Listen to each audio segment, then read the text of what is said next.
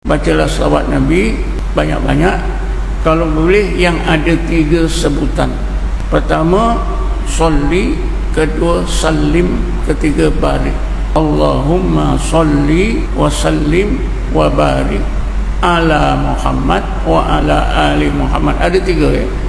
Allahumma, ya Allah ya Tuhanku, salli, berilah selawat, wa sallim, berilah salam, wa barik, berilah keberkatan ala Muhammad, ke atas Nabi Muhammad. Kalau kita sebut ala Sayyidina Muhammad lagi bagus ya. Wa ala ali Muhammad, dan ke atas keluarga Muhammad. Di sinilah kita nak faham ya. Keluarga Muhammad ni ada 2 ya. Keluarga Nabi Muhammad, ahli Muhammad tu ada 2 jenis. Pertama, ahli bait Rasulullah sallallahu alaihi wasallam khissiyan. Maknanya ahli bait Nabi kerana keturunan darah. Ini yang dikenali Habib-Habib sekarang Syed-Syed. Walaupun ada Habib yang palsu, tapi Habib yang sebenar ada, Syed yang sebenar ada. Satu lagi, ahlul bait maknawiyan. Ahlul bait maknawi ini siapa dia? Ahlul bait maknawi, kata Rasulullah, ialah setiap mukmin yang bertakwa kepada Allah. Kullu mukminin taqiyin ila yaumil qiyamah. Tiap-tiap seorang mukmin yang bertakwa kepada Allah, itulah ahlul bait maknawi.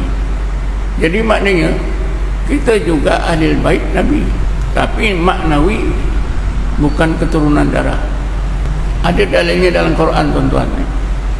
Dalil ini pun pernah saya sebutkan, mungkin tuan-tuan dah lupa ya. Nabi Allah Nuh, dia mengadu kepada Allah tentang anaknya yang tak mau ikut arahannya supaya naik kapal. Jadi Nabi Nuh mengadu kepada Allah, qala inna bani min ahlik, ya Allah, kau tolonglah anak lelakiku ini adalah ahliku. Inna bani min ahlik. Qala, maka Allah jawab, laisa min ahlik, innahu amalun ghairu salih. Wahai Nuh, betul itu anak lakimu, tetapi dia bukan ahlimu, kerana dia beramal dengan amalan yang tak soleh, amalan yang fasid. Jadi anak lelaki Nabi Nuh itu ada 2 hubungan.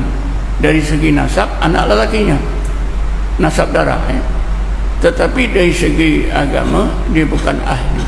Sebab itulah ulama tasawuf, ulama tafsir mengatakan bahawa ahlul bait Rasulullah itu ada 2 jenis. Jenis yang pertama, keturunan darah Nabi ya.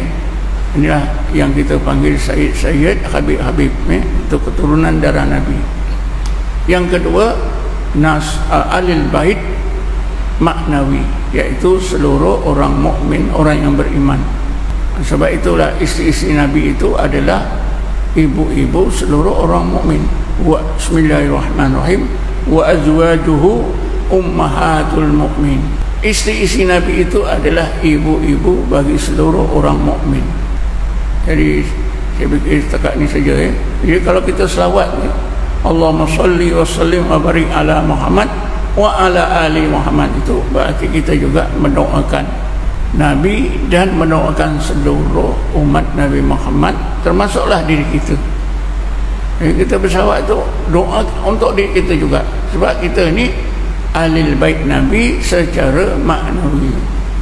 Abu Jahal keluarga Nabi juga, tapi dia nasab tidak, maknawinya tak ada, imannya tak ada, macam anak Nabi Nuh. Sebab itulah kata ulama, kita jangan bimbanglah, walaupun kita bukan nasab darah Nabi, tapi Allah bagi peluang kita nasab maknawi. Nasab maknawi itu lebih penting.